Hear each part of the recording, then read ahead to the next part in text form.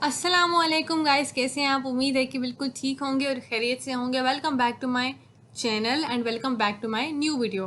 तो जैसे कि हम पेपर की तैयारी कर रहे हैं, जो हमारे एग्ज़ाम्स 20 से स्टार्ट हैं, तो 0 से लेकर 10 तक जो मैंने आपको कहा था कि हम वीडियोस बनाएंगे, इंशाल्लाह आपको प्रिपेयर करेंगे क्विज़ के साथ। तो वो सीरीज़ हमारी चल रही है। हमने स्टेप 0 की वीडियो कवर कर ली थी। अब हम स्टेप 2 से स्टार्ट करेंगे, जो कि है strong typing and interference typing. और स्टेप 3 में आता है हमारे जो वेरिएबल्स हैं कॉन्स्ट और लेट, उसको डिफाइन करेंगे। ठीक है, तो अब हम चलते हैं स्टेप 1 के पास। स्टेप 1 में क्या होता है कि स्ट्रॉन्ग टाइप हमें देखनी है कि क्या होता है। देखो, एक वेरिएबल को एक स्पेसिफिक टाइप असाइन करना। यहाँ पर हम डायरेक्ट एग्जांपल के थ्रू ही देखते हैं। हम जब भी वेरिएबल लेते हैं, ठीक है, लेट हो, कॉन्स्ट हो या वार हो, कुछ भी हो, उसको कोई भी नाम दे देते हैं। हमने यहाँ पर ए दे दिया और उसको हमने वैल्यू असाइन करी। इसको वैल्यू असाइन करना कहते हैं, इक्वल के बाद। इसको हम वैल्यू असाइन कर चुके हैं। अब इस वैल्यू की टाइप क्या है, वो टाइप लिखना, उसको हम स्ट्रॉन्ग टाइप कहते हैं। यहाँ पर ये जो हमने वेरिएबल दिया है, उसको जो भी वैल्यू असाइन करी है, अब ये वैल्यू क्या असाइन करी है। हमने कहा कि जब डबल कोट्स होते हैं हम उसको स्ट्रिंग कहते हैं। नंबर होती है, बुलियन होती है, नेवर होती है, एनी होती है, मतलब काफ़ी हमारे पास डेटा टाइप्स होती हैं। तो जब डबल कोट्स में जब भी हम कुछ लिखते हैं ना, तो हमेशा उसको स्ट्रिंग कहते हैं। तो वो स्ट्रिंग यहाँ पर हमने लिखा इसको डिफाइन करने के लिए कि भाई ये हमारे पास जो असाइंड वैल्यू है ये स्ट्रिंग में स्ट्रॉन्ग टाइप देते हैं, वो जो आपको डेटा टाइप प्रोवाइड करे। इसको हम डेटा टाइप ही तो कहते हैं। अब यहाँ पर हमने 9 वैल्यू असाइन करी है इस वेरिएबल को, और यहाँ पर हमने नंबर लिख दिया। इसका मतलब ये है कि हमने इसको नंबर डेटा टाइप असाइन करी है। इसको हम स्ट्रॉन्गली टाइप कहते हैं कि उनके साथ साथ उनके डेटा टाइप्स भी लिख देना। अब यहाँ पर जैसे कि इंटरफेरेंस है। अब इंटरफेरेंस में हमने क्या किया, यहाँ पर हमने ये नहीं लिखा कि ये स्ट्रिंग है। लिखूंगी भी कोई एरर थोड़ी आएगा, वो तो मैं कहेगा कि भले लिखो, आपकी मर्जी है। ये मर्जी होती है मेरी मोस्ट, लेकिन लिखना चाहिए। मैं काफ़ी जो है प्रोजेक्ट्स मैंने जो बनाती हूँ मैं, उसमें मेरी आदत है कि मैं डेटा टाइप्स नहीं देती। लेकिन अच्छी बात है जब हम डेटा टाइप्स साथ साथ प्रोवाइड, जो बड़ी बड़ी एप्लीकेशंस होती हैं, वेबसाइट्स होती हैं, उसमें आपके लिए डेटा टाइप्स देना बहुत ज़रूरी होता है। ये काफ़ी हेल्प करते हैं आपको। तो इसको टाइप इन्फरेंस कहते हैं। क्यों? क्योंकि हम जब नहीं देते ना इनको डेटा टाइप, तो ये खुद से इन्फर करता है। अब यहाँ पर मैं कर्सर रखूंगी तो उसने मुझे खुद ही बता दिया कि ये स्ट्रिंग है। यहाँ पर मुझे स्ट्रिंग लिखने की भी ज़रूरत नहीं है। अगर यहाँ पर मैं नंबर पर रखूँ तो उसने मुझे खुद ही बता दिया है कि नंबर है। मैं नहीं भी लिखूंगी तो उसने खुद भी मुझे इन्फर तो कर दिया ना। तो ये खुद इन्फर जब कर रहा है तो हम इन्फरेंस कहते हैं कि खुद इन्फर करता है ये हमें। लेकिन जब हम लिखते हैं खुद कि ये नंबर है, ये स्ट्रिंग है, तो हम इसको स्ट्रॉन्गली टाइपिंग कहते हैं। ठीक है, आई होप कि आपको ये सिंपल सा कॉन्सेप्ट समझ में आ गया होगा। आगे चलते हैं। हमारे पास स्टेप 2 में कॉन्स्ट और लेट बताया गया है। देखो, वेरिएबल्स जो हैं वो 3 टाइप्स के होते हैं, कॉन्स्ट, वार, लेट, या फिर वार, लेट, कॉन्स्ट। अब वार जो है ना, वो काफ़ी जो है वो पहले यूज़ करते थे, लेकिन अब के जो है उसमें प्रोफेशनलिज्म में हम ज़्यादातर जो है वो लेट या कॉन्स्ट का इस्तेमाल करते हैं बहुत ज़्यादा।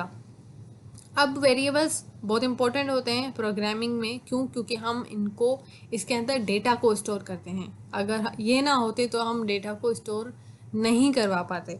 ठीक है, अब इनको जो है वो, अब इनमें प्रॉपर्टी है, मतलब स्कोप, ग्लोबल, ब्लॉक क्या होता है। मतलब मैं सिंपल से बताऊं कि ग्लोबल ब्लॉक क्या होता है।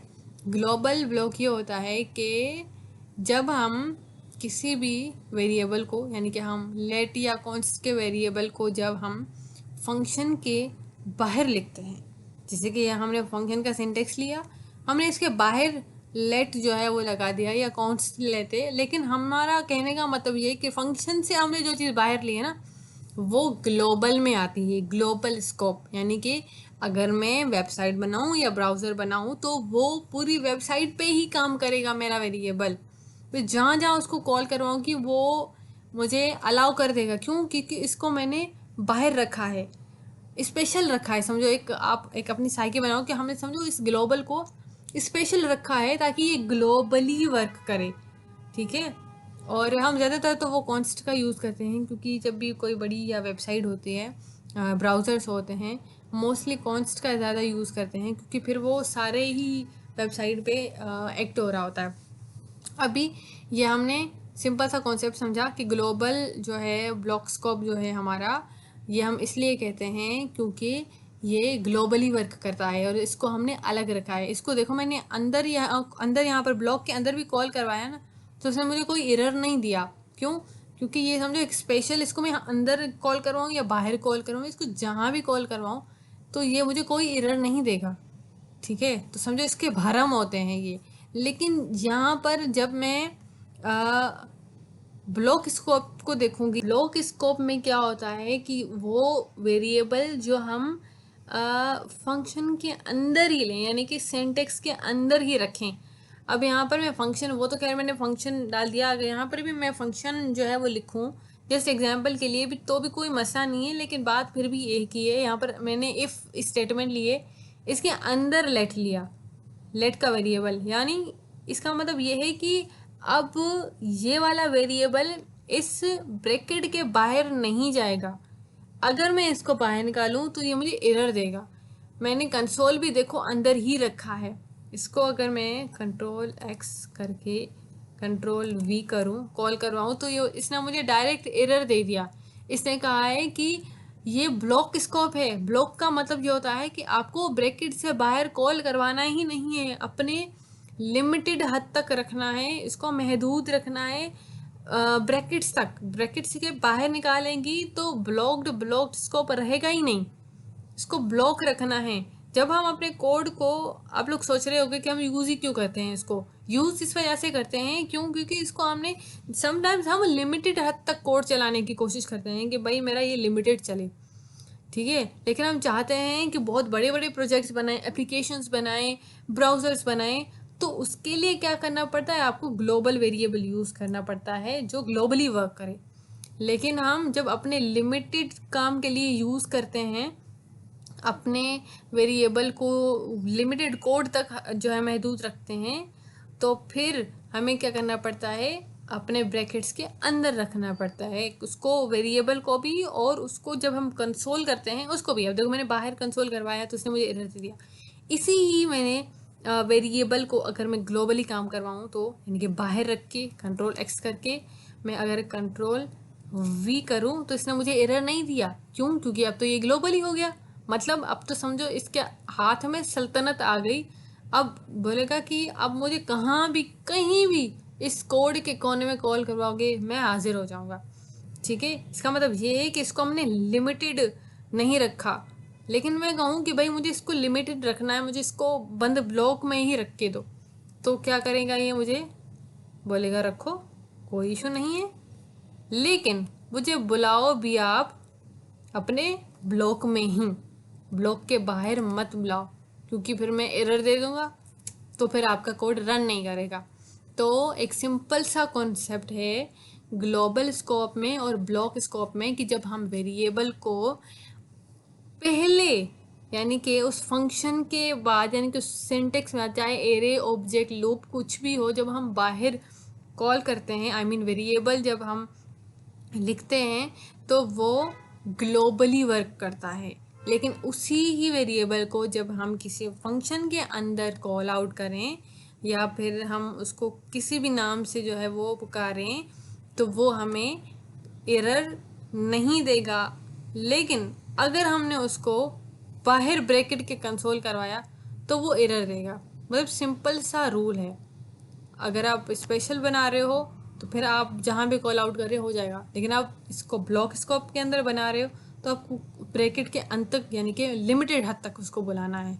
उसके बाहर आप, अगर आप ब्रैकेट के बाहर कंसोल करवाओगे वो आपको एरर देगा। एक सिंपल सा कॉन्सेप्ट है। ये हम कर रहे थे सर जाकिर रेपो, इन्होंने, सर ने जो है वो हमें यही एग्जांपल दी। I suggest use let instead of var. हम जो है वो वार जो है वो तो यूज़ नहीं करते, तो because late has a block scope. यहाँ पर देखें मैंने आपको एग्जांपल दी है कि कंसोल हमने करवाया बाहर, ठीक है, जब हमने बाहर कंसोल करवाया लेट अंदर देके, तो इसने क्या किया, z is not defined as a scope. क्यों? क्योंकि उसने पहले से ही बोला है कि अगर आपको अंदर वेरिएबल बनाना है तो आपको कंसोल भी अंदर करवाना पड़ेगा, आप बाहर नहीं करवा सकते, आपका फिर z is not defined in this scope आ जाएगा। लेकिन अगर मैं यही लेट मैं बाहर रखूं तो फिर वो मुझे अलाउ करेगा कि हाँ अब तो ग्लोबल हूँ, अब तो जहाँ मर्जी बुलाओ आ जाऊँगा, ठीक है। तो सिंपल सा कॉन्सेप्ट है ये सर, आगे रेपो मैंने आपको दिखाई है, और आपको ये वीडियो बहुत ध्यान से देखनी है। हर कॉन्सेप्ट को सिंपल सा कॉन्सेप्ट है, बस आपको याद रखना है कि क्या चीज़ कैसी है। डेटा टाइप्स देख लीजिएगा।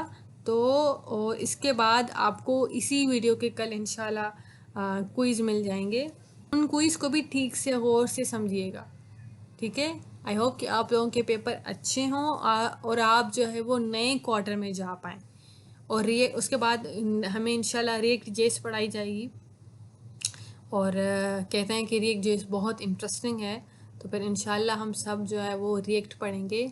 आई hope you guys love this video. If you did make sure to like and subscribe this channel. I will see you in the next video. तब तक के लिए थैंक्स फॉर वॉचिंग।